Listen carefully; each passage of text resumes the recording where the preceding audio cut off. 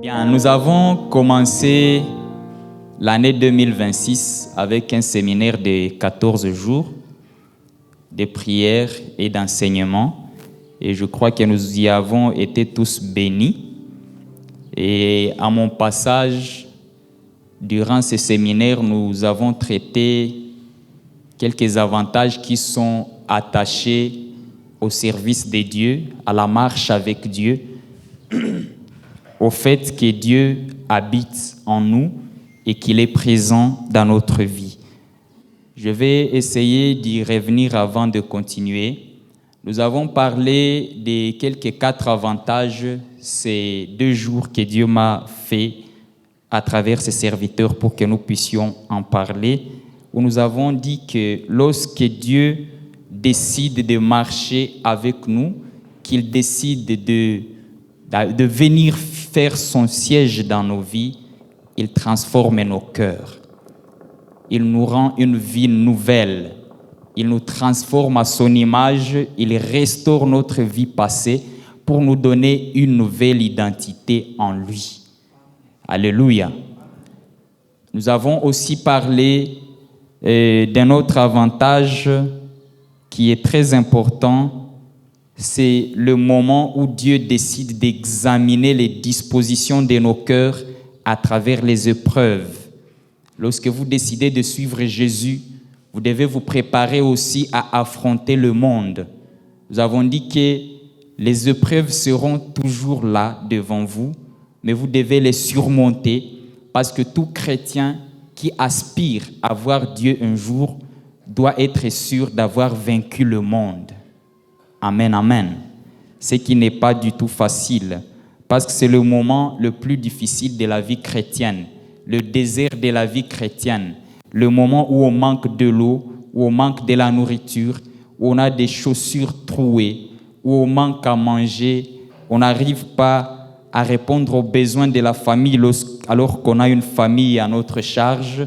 C'est le moment le plus dur de la vie chrétienne, le moment où beaucoup de personnes abandonnent Dieu, le moment où on a tendance à maudire le jour de notre naissance. Ça, c'est un moment très important durant lequel Dieu permet que nous puissions être éprouvés. Mais j'ai aussi souligné que ce moment est crucial parce que nous ne marchons pas seuls, nous sommes avec Dieu en ce moment-là. Il ne nous abandonne pas et surtout qu'il ne nous laisse pas tomber dans le désert. Je me rappelle, une servante de Dieu est passée par ici et nous a parlé de ne pas mourir dans le désert. Alléluia. N'accepte jamais de mourir dans le désert. Les Israélites n'ont pas eu la chance. La majorité de ceux qui sont sortis de l'Égypte sont morts dans le désert. Alléluia. Ils sont morts dans le désert parce que c'est le moment le plus dur de la vie.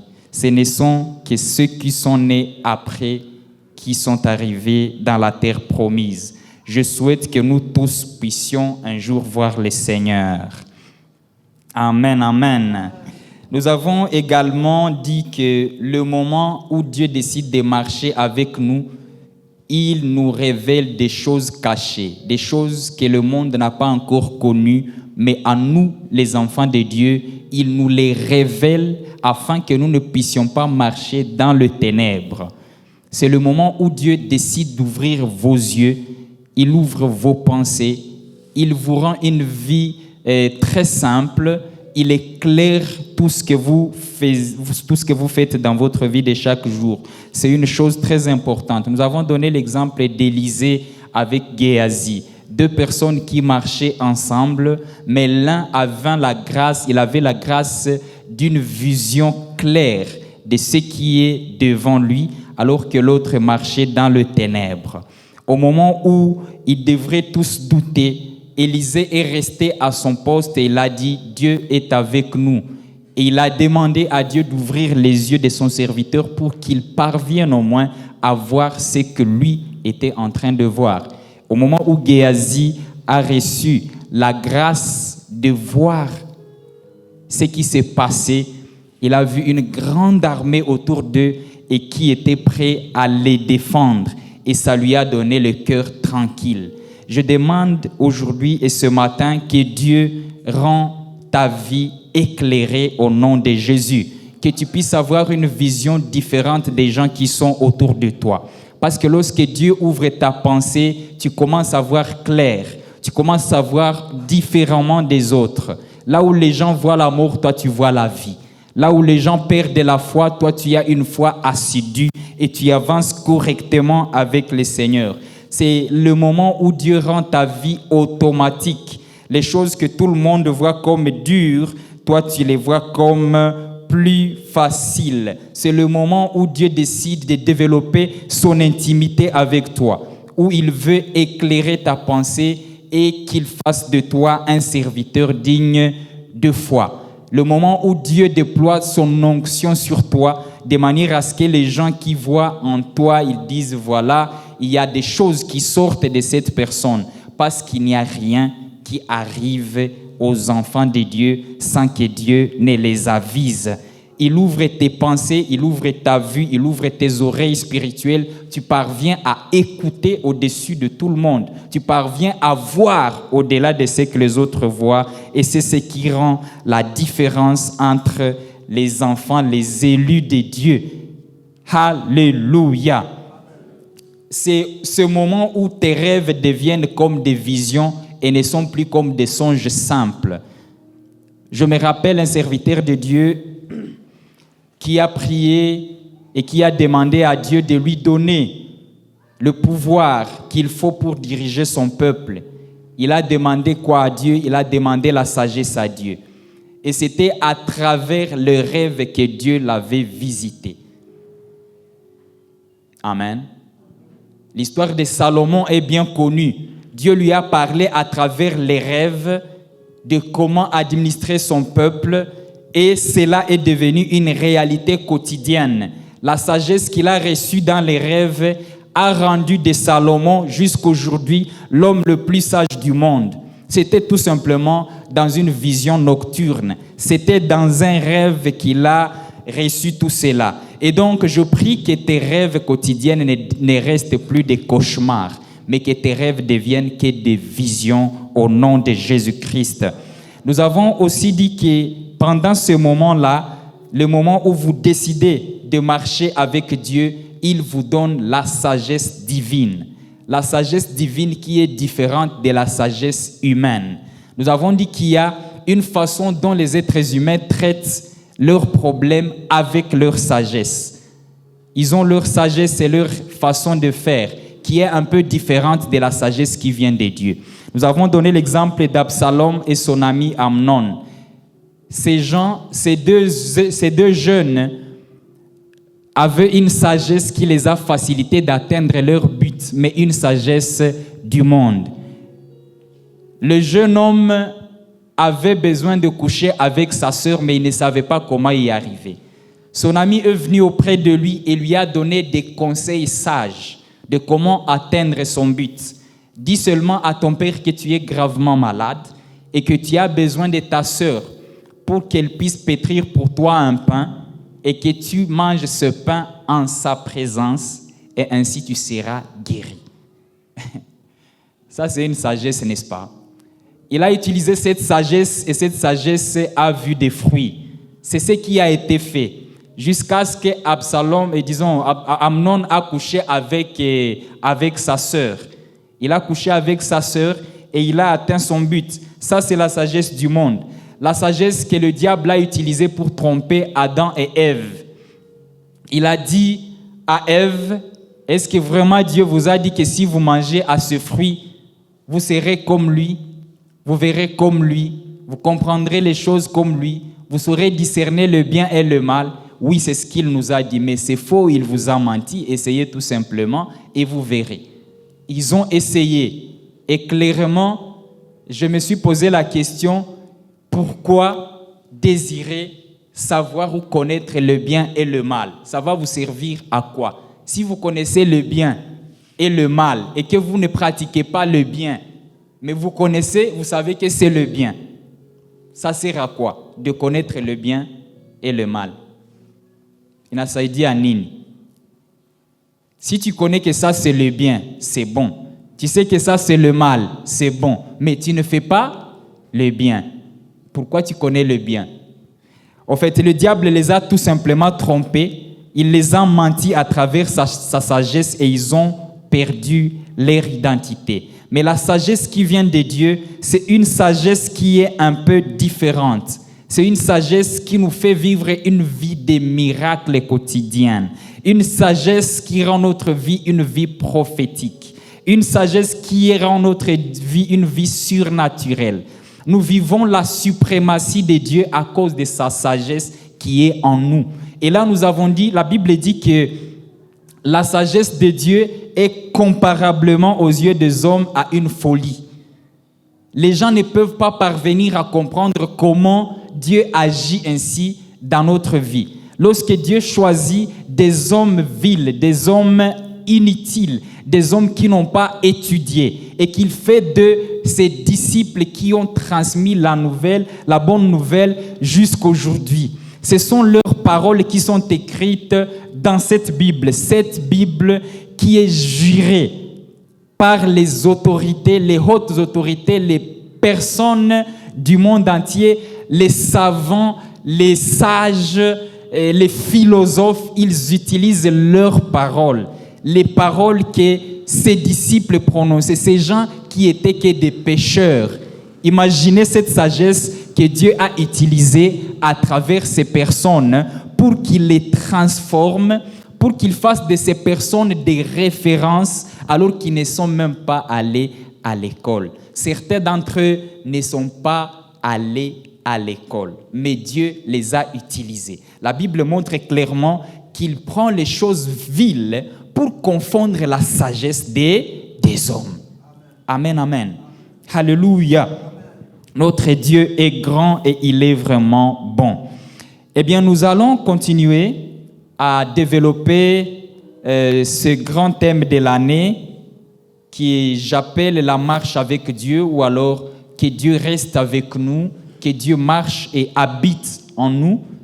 Et c'est un thème vraiment qui a été bien choisi au moment opportun. Nous en avions tellement besoin et ça va beaucoup nous aider. Et en parlant de cette marche avec Dieu, ou alors de notre décision de rester attaché à Dieu, nous allons comprendre que ce serait important pour chacun de nous de prendre le temps d'évaluer chaque jour de sa vie, sa marche avec Dieu, chaque semaine de sa vie, ou alors chaque fin du mois ou chaque mois. Déjà aujourd'hui, nous sommes le dernier dimanche du mois. Aujourd'hui, nous sommes le 22. C'est le dernier dimanche du mois de février. Nous avons déjà pris tout le mois de janvier et une très grande partie du mois de février. Mais nous devrions nous mettre chaque jour à évaluer la façon dont nous marchons avec Dieu, évaluer le parcours chrétien que nous sommes en train de mener. Est-ce que nous ne risquons pas d'arriver à la fin de l'année et nous retrouver en train de marcher seuls sans Dieu? Est-ce que nous ne risquons pas de terminer l'année 2026 que nous avons choisi nous-mêmes de marcher avec Dieu? Nous avons pris la décision de reprendre une nouvelle vie avec le Seigneur. Je voudrais que chacun de nous prenne cette décision d'évaluer chaque fin de la journée de sa vie. Comment a été ma journée avec le Seigneur? Comment a été ma semaine avec le Seigneur? Ce mois qui vient de se terminer, qu'est-ce que j'ai expérimenté avec Dieu? Qu'est-ce que j'ai reçu de la part de Dieu? Qu'est-ce que j'ai appris de la part de Dieu? C'est-à-dire, profitons au moins de ce dimanche qui est le dernier pour examiner et évaluer les moments que nous sommes en train de parcourir sur cette terre des humains.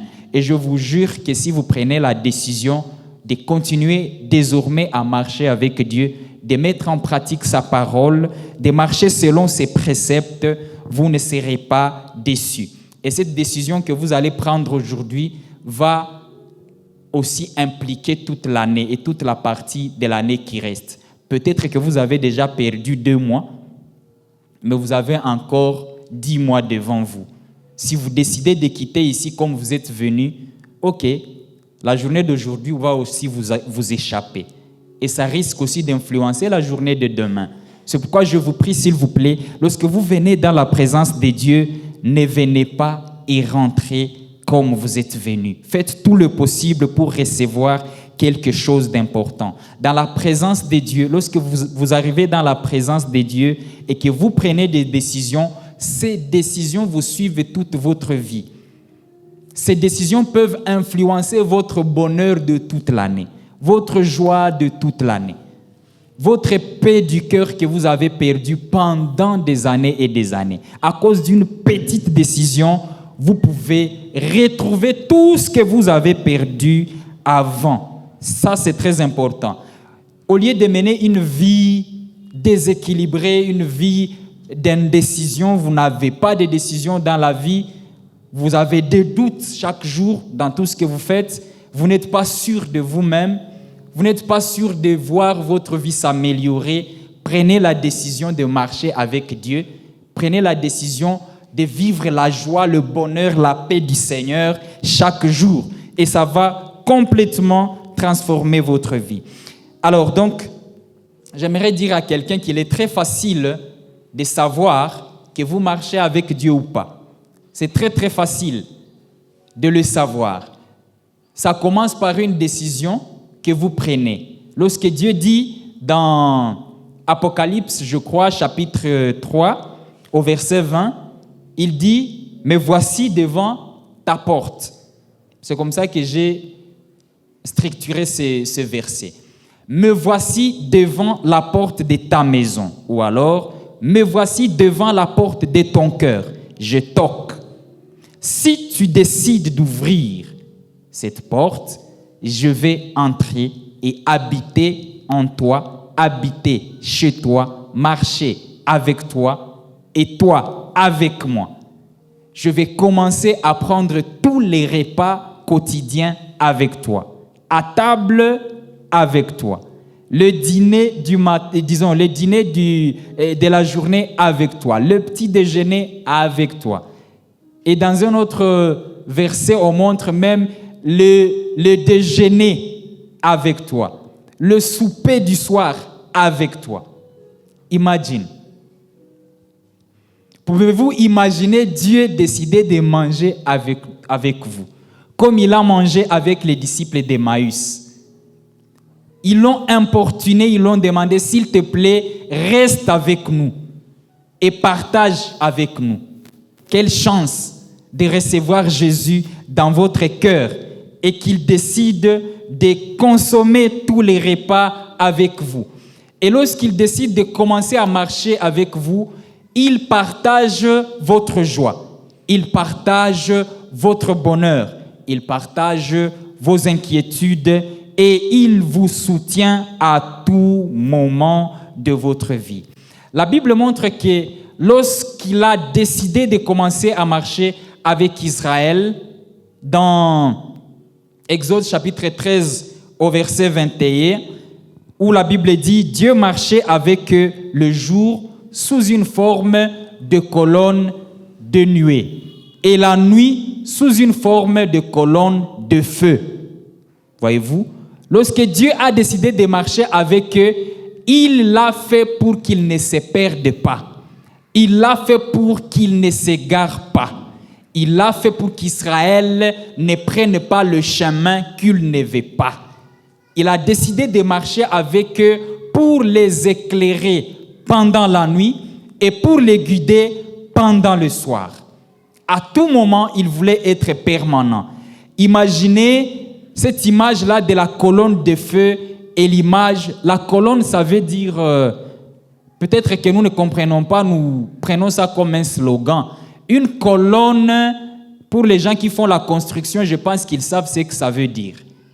La colonne, sur le bâtiment, c'est une partie de la maison qui soutient la grande partie, la charge de la maison. Le pilier, voilà. C'est ça la colonne. Donc, Dieu s'est manifesté devant Israël comme une colonne. Maintenant, une colonne de feu. et la journée comme une colonne de nuée, afin que tout le monde ait les yeux concentrés sur cette colonne, et pendant que la colonne avance, tout le monde avançait vers la colonne. Cette colonne montre la suprématie de Dieu. La suprématie, ça veut dire la toute capacité de Dieu à faire les choses. Si Dieu n'est pas jusque-là une colonne de nuée ou une colonne de feu pour toi dans ta vie, sache bien que tu marches seul. Alléluia. Nous devons nous tous faire de Dieu une colonne pour notre vie. Parce que ce n'est pas comme une image de la nuée seulement. Non, non. Ce n'est pas comme une image du feu. Non. Une colonne de feu, une colonne de nuée. Un pilier important, un pilier de feu. Vous savez que là où il y a le feu, il n'y a rien qui résiste, même l'eau. Amen. Amen.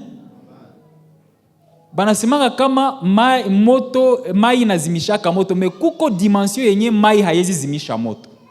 Est-ce que nous le comprenons? Par contre, la chaleur transforme l'eau en vapeur.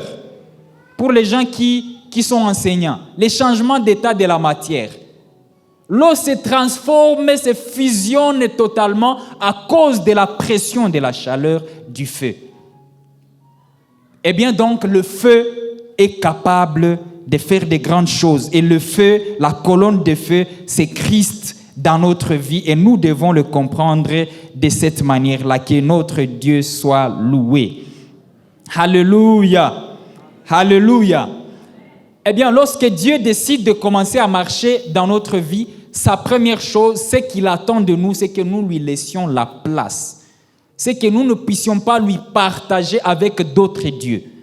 C'est que Dieu attend de nous dans sa marche avec nous, c'est qu'il n'y ait pas un autre petit Dieu, qu'il n'y ait pas d'idole dans notre vie. Il veut que lorsqu'il marche avec nous, que nous ne puissions pas nous détourner de son regard, que nous puissions avoir les yeux fixés sur lui. C'est pourquoi il voulait qu'il soit comme une colonne pour Israël, pour qu'il ne se détourne pas ni à gauche ni à droite. À un moment donné, ils ont connu des soucis dans le désert et Dieu a demandé à son serviteur d'ériger un serpent de bronze, pour que tout celui qui fixera son regard sur ce serpent trouve la guérison après la piqûre des autres serpents. Pour dire Minjo Tegemeo Lako. Je suivais une servante de Dieu, Joyce Meyer, qui nous parle de la prière de notre Père qui est aux cieux. Elle dit ceci: lorsque j'ai lu le verset, lorsque j'ai lu le verset de la Bible de Matthieu, chapitre 7, verset 7, qui dit « Demandez et l'on vous donnera, cherchez et vous trouverez ». J'ai commencé à tout demander à Dieu, même de l'eau à boire. Même de l'eau à boire. Même l'habit à porter. Seigneur, donne-moi. J'ai commencé à tout demander à Dieu pour dire que je commençais à me sentir comme dépendante de Dieu. Si nous ne dépendons pas de Dieu à 100% et que nous avons encore d'autres appuis à côté, Dieu fera en ce que ces appuis tombent pour que vous reveniez auprès de lui. Et nous ne désirons pas que nos petits appuis d'à côté tombent, que nos appuis d'à côté, notre argent, nos familles, nos parents, nos enfants, que nos enfants ne deviennent pas des idoles, mais que nous ayons le regard fixé sur Dieu afin que ces enfants, cet argent soit protégé par le Seigneur. Alléluia. Très, très important pour notre vie. Et donc, dans la marche avec Dieu, je vais retoucher le 5e point, parce que j'avais déjà touché 4 points. Je vais parler aujourd'hui d'un point très important qui est la fidélité de notre Dieu et la fidélité en Dieu. Nous allons comprendre ce titre sous forme de deux slogans: la fidélité de Dieu et notre fidélité envers Dieu. Parlant du mot fidélité, il s'explique de plusieurs manières. La fidélité que nous connaissons, c'est lorsque quelqu'un t'a promis quelque chose et que tu es fidèle à répondre à ce que tu as promis. Tu m'as promis une chose et tu la respectes. Ce monsieur est fidèle à ses promesses. Ce monsieur est fidèle à ce qu'il a promis et à ce qu'il a dit. Mais la fidélité dans une forme spirituelle, c'est la foi. D'ailleurs, nos langues qui sont les Kiswahili et d'autres langues que nous parlons sont souvent n'expliquent pas clairement le mot fidélité comme en anglais. En anglais, la fidélité, c'est faithfulness. Ça veut dire la plénitude de la foi. Faithfulness. Et la foi en soi, c'est the faith. Signifie le messier anglophone. Voilà. Faith, c'est la foi. Faithfulness, c'est la fidélité. Le mot fullness, ça veut dire plénitude. La plénitude dans la foi. Et j'ai essayé de lire qu'en grec, ces deux mots se différencient par une seule lettre. Pistis et pistos. Pistis, c'est la foi. Pistos, c'est la fidélité. Donc, ils sont proches, ils s'expliquent presque. Et donc, on ne peut pas les séparer complètement. En parlant de la fidélité, nous comprenons que c'est la plénitude de la foi. C'est une foi qui ne s'arrête pas, une foi continuelle, une foi sans doute, une foi assidue, une foi sans perturbation, une foi capable de résister même devant les épreuves les plus compliquées. Amen. Alléluia. La fidélité en soi, c'est une foi inébranlable.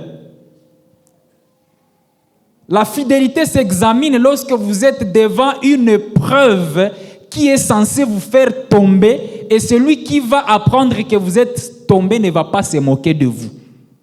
Parce que lui-même, lorsqu'il va apprendre que c'est ça ce qui a fait tomber ce monsieur, il va dire D'ailleurs, même le jour que ce monsieur a fait pour supporter ça, il est un homme. Mais finalement, il est tombé. Et on l'appelle un infidèle. Pourquoi? Parce qu'il n'a pas pu supporter jusqu'au bout. Dans les promesses de mariage, on ne jure pas foi au conjoint, on ne jure pas foi à la conjointe, on jure fidélité. Ça veut dire, ce qu'on prononce souvent pour les mariés, je ne crois pas que quelqu'un peut avoir maîtrisé la phrase totalement, mais on dit, je te promets d'être fidèle pour le bien et pour le pire, jusqu'à ce que la mort nous sépare. Dans la joie et dans la tristesse, dans la maladie comme dans la santé, jusqu'à ce que la mort nous sépare. C'est comme ça qu'on jure fidélité devant l'autre. Bien sûr que nous le disons par la bouche, mais beaucoup de couples se séparent très tôt. Et on pense que le mot infidélité s'explique par les couples qui sortent du mariage pour aller chercher d'autres hommes ou d'autres femmes ailleurs. Ça ne s'explique pas seulement par ça. Le mot fidélité va s'expliquer dans le couple par toutes les petites pratiques quotidiennes dans le mariage. Avez-vous été fidèle à l'argent et à la gestion de l'argent que vous avez? Avez-vous été fidèle à ce que vous avez dit à votre conjoint le matin? Je vais aller chez tel aujourd'hui et je vais rentrer à 12 heures. Mais en allant chez tel, tu rencontres encore tel sur la route et tu es détourné de ta décision et ainsi tu es infidèle parce que tu n'as pas respecté tes propres paroles. Le mot infidélité, le mot fidélité s'applique dans notre vie de chaque jour. Maintenant, le mot fidélité pour notre Dieu et envers notre Dieu va au-delà du mariage, va au-delà des paroles que nous prononçons, des promesses que nous prononçons et pour lesquelles nous sommes souvent fidèles au moment où nous répondons favorablement aux mots qui sont sortis de notre bouche. Chers amis, le mot fidélité est très important. Fidélité, je dis bien que c'est la foi continuelle. Si nous prenons l'exemple des disciples dans Matthieu chapitre 14, verset 25 à 33, où ils se retrouvent dans le lac. Il y a de l'orage, il y a du vague, des tourbillons, et que Jésus marche sur l'eau en allant vers lui, et qu'il commence à douter, à penser que c'était un fantôme, et que parmi eux, un seul a essayé, un seul a levé les doigts pour marcher sur l'eau, c'est Matthieu. Jésus lui dit, Matthieu, disons plutôt Pierre, dans Matthieu, Pierre va vers Jésus, il marche sur l'eau. Voyez-vous, il l'appelle et il vient sachant qu'il va marcher sur l'eau. Ça, c'est une fidélité, une foi absolue qui l'a poussé à faire le premier pas. Et quand il est allé vers Dieu, l'infidélité a pris place. Et il a commencé à faire quoi? À se noyer. Maintenant, la fidélité de Dieu est au-delà de la fidélité des hommes. Au moment où les disciples, tous, je peux dire tous, à part que la Bible montre qu'il y a un qui traînait à côté de Jésus lorsqu'on l'a pris, Jean, mais la majorité des disciples, la Bible dit, ils ont fui, ils sont partis. Pierre l'a renié 3 fois. Judas l'a vendu aux enchères. Les autres disciples, bon, on ne sait pas ce qui s'est passé, mais la majorité sont partis. Mais dans la Bible, on nous montre Dieu, Jésus, en train de les ramener tous, de les partager encore les secrets du ministère. Après sa résurrection, tout le monde est revenu. 11 sont revenus, à part Judas qui s'est suicidé, qui est parti. C'était son choix parce qu'il pouvait être pardonné. Mais Jésus leur donne encore le ministère apostolique après leur trahison. D'ailleurs, ce n'est pas une simple trahison, une haute trahison. Il les a encore pardonnés et il les a donné encore confiance. Comprenons que Dieu, lui, quand il fait confiance, il vous fait encore confiance demain, il vous fait encore confiance après-demain, il vous fait encore confiance après-demain, même après avoir péché 1000 fois. Alléluia. Raison pour laquelle il a dit combien de fois, l'un pose la question, combien de fois devrais-je pardonner à mon frère? Il lui dit 7 fois 77 fois, pour dire pardonner par jour, plus de 400 fois. Seul Dieu peut y arriver. On peut arriver à un moment donné où on sent qu'on est impur. Tu es une jeune fille, tu te dis, peut-être que mon mariage traîne parce que j'ai couché et découché avec des hommes de n'importe quelle qualité. Et tu te dis, je suis en train de moissonner le fruit de mes actes. Tu te dis, je n'ai plus d'espoir du mariage. Parce que souvent, il y a des serviteurs de Dieu qui viennent prêcher, ils me disent, bon, les conséquences du péché sont là.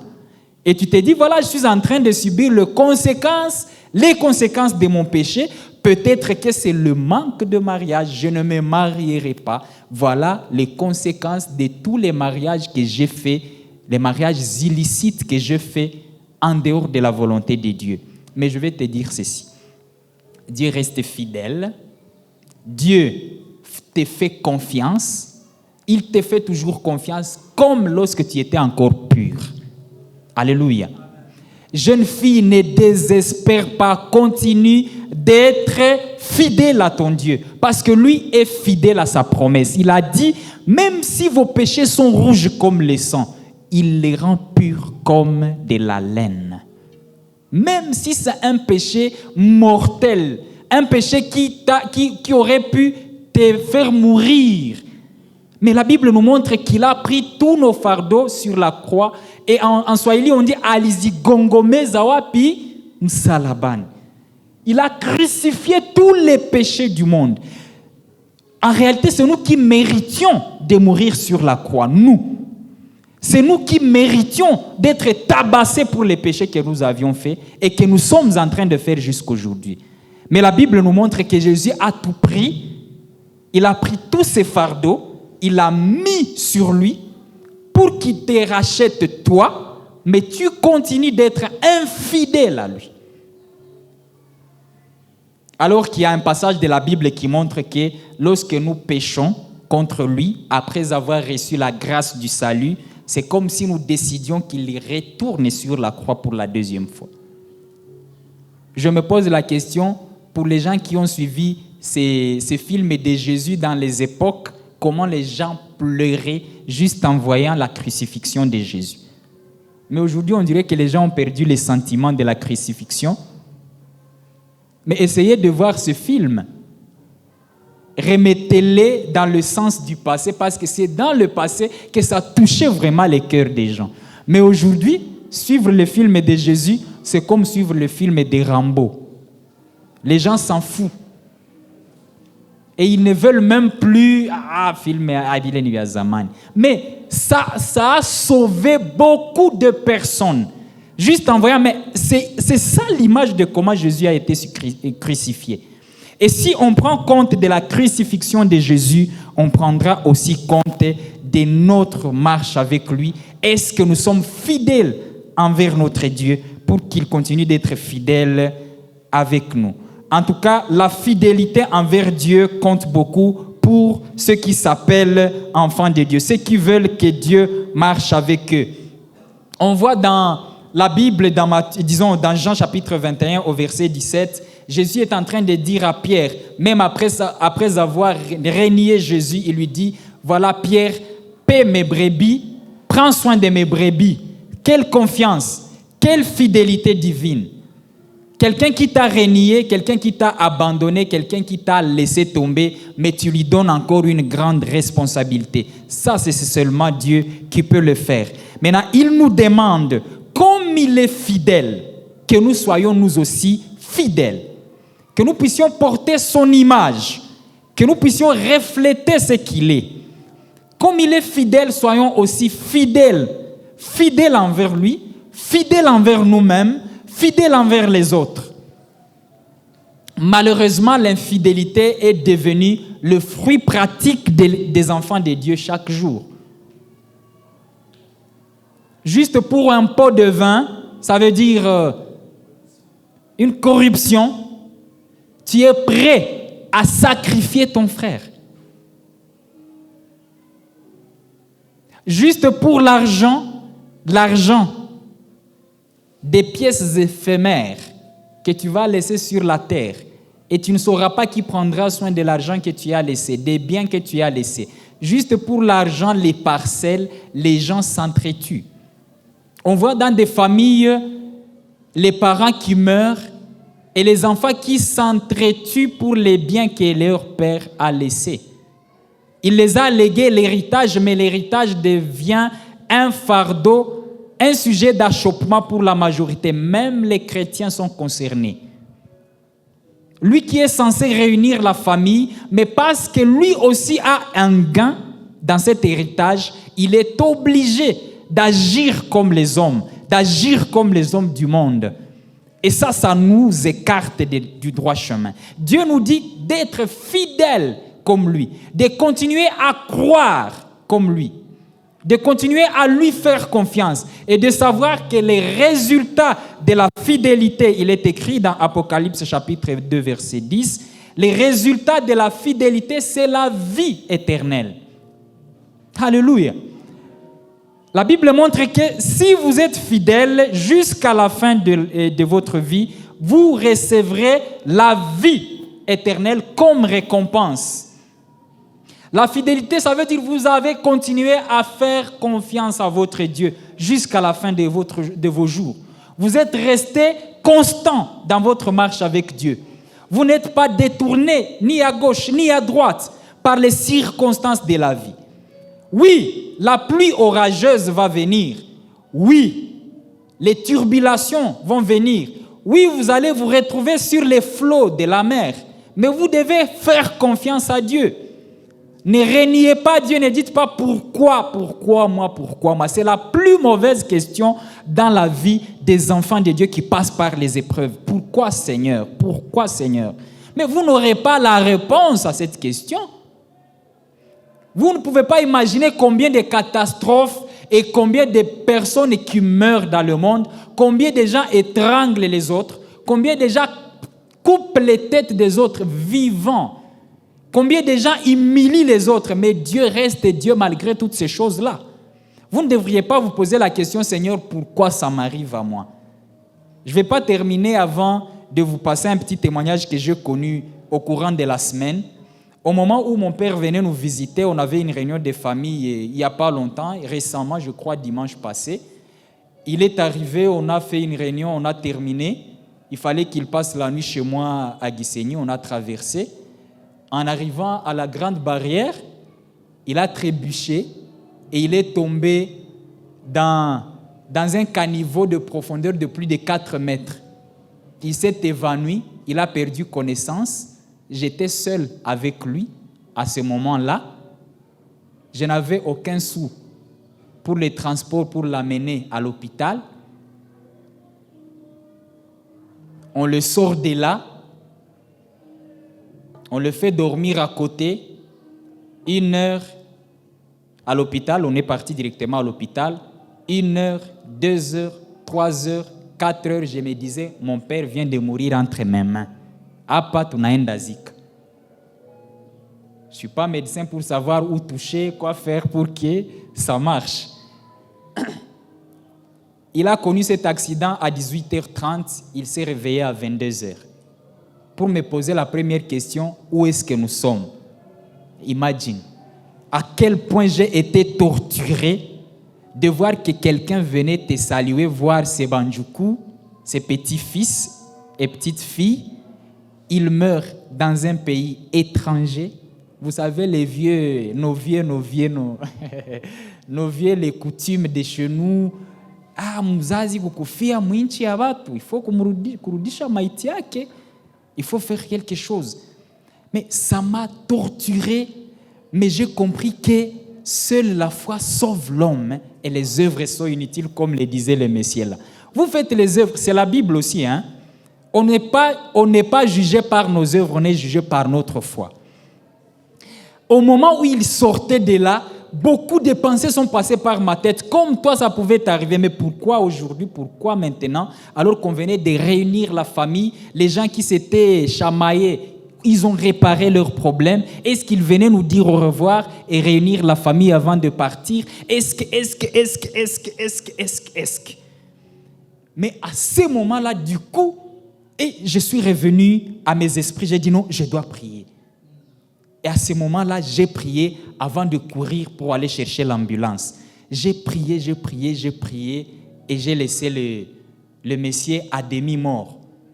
J'ai compris que ce moment où j'ai prié et que j'ai répété les mots de la Bible, c'est le seul moment qui a sauvé la vie de mon père. Alléluia. Et au moment où je vous parle, il est en bonne santé, il est retourné à la maison, même si on lui fait quelques massages, mais il n'a connu aucune fracture. Il n'a connu aucune hémorragie interne. On a fait tous les examens qu'il faut et il est vivant pour la gloire de Dieu. Ça, c'est un témoignage de l'acte de la foi. Vous comprenez que la foi peut produire des grands miracles. Ça fait partie des raisons pour lesquelles je me suis dit qu'on parle avec les enfants de Dieu de la fidélité. Faisons confiance à Dieu. même pour les choses les plus dures, même pour les choses les plus compliquées, et nous allons voir sa main. Dans Apocalypse chapitre 21, je vais terminer par là, la Bible montre que les lâches, les infidèles, les menteurs ne verront pas Dieu. Ils n'auront pas part à la vie éternelle, mais plutôt leur part, c'est dans le séjour des morts, leur part, c'est dans le feu ardent où brûle le feu éternel. Ceux qui vous mentent qu'il n'y aura pas le feu éternel, ils vous mentent vraiment parce que la Bible le dit clairement, la part de tous ces gens, c'est dans les temps des feux éternels. Nous devons être fidèles à Dieu, pratiquer la fidélité quotidienne dans notre vie de chaque jour. Faisons monter la dimension de notre foi et faisons confiance en notre Dieu tant que nous sommes encore vivants et que nous acceptons de marcher avec lui. Je finis pour vous dire que Dieu nous bénisse abondamment. Alléluia. Nous allons prier seulement, Seigneur, aide-moi à être fidèle à toi. Comme tu es fidèle, je vais être fidèle comme toi. Je vais te ressembler. Je vais porter ton image. Je vais avoir une nouvelle identité en toi. Je veux que les gens me voient en toi, qu'ils te voient en moi. Que les gens qui sont autour de moi voient Christ en moi. Et ça, c'est une simple prière que chacun va faire. Nous allons nous tenir debout dans la présence de Dieu et nous allons lui demander, Seigneur, aide-moi à marcher comme toi. Je vais être fidèle comme toi, tu l'es. Parce que tu m'as supporté, même au moment où je ne méritais pas que tu me supportes. Tu es resté fidèle, même au moment où je t'ai trahi. Si tu es resté fidèle envers tes disciples, reste fidèle envers moi. Et moi, je te prie, aide-moi à être fidèle à toi, Seigneur, même pour les petites choses. Parce que la Bible dit, ceux qui sont fidèles pour les petites choses, ils auront la responsabilité des grandes choses. Soyons fidèles de la manière dont nous le pouvons. Seigneur, notre Père, nous te rendons grâce ce matin et nous glorifions ton nom parce que tu nous as appelés ce matin ici afin que nous puissions témoigner de ta grandeur, que nous témoignions de ta fidélité, que nous te témoignions notre attachement à toi. Tu as demandé que nous ouvrions nos portes et que tu vas habiter en nous, que tu vas marcher avec nous et que tu vas nous guider. Nous te prions de nous guider, ô éternel Dieu. Nous te prions de marcher avec nous. Nous te prions de nous apprendre à être fidèles à toi. Que ta sagesse habite en nous. Que ta transformation soit réelle dans notre vie. Que nous revêtions ton image, ô Seigneur. Que nous recevions la force qui vient de toi pour surmonter tous les défis de notre vie. Seigneur, nous te prions de ne pas nous abandonner, mais plutôt garde-nous près de toi. Marche avec nous quotidiennement et que nous demeurions fidèles à toi. Nous ne voulons pas, Seigneur Dieu, que tu nous laisses. Nous ne voulons pas être égarés, mais nous voulons un jour te rencontrer et témoigner de ta bonté envers nous à travers ta fidélité. Nous prions ainsi avec foi et action de grâce dans le nom de Jésus-Christ, notre Seigneur. Amen.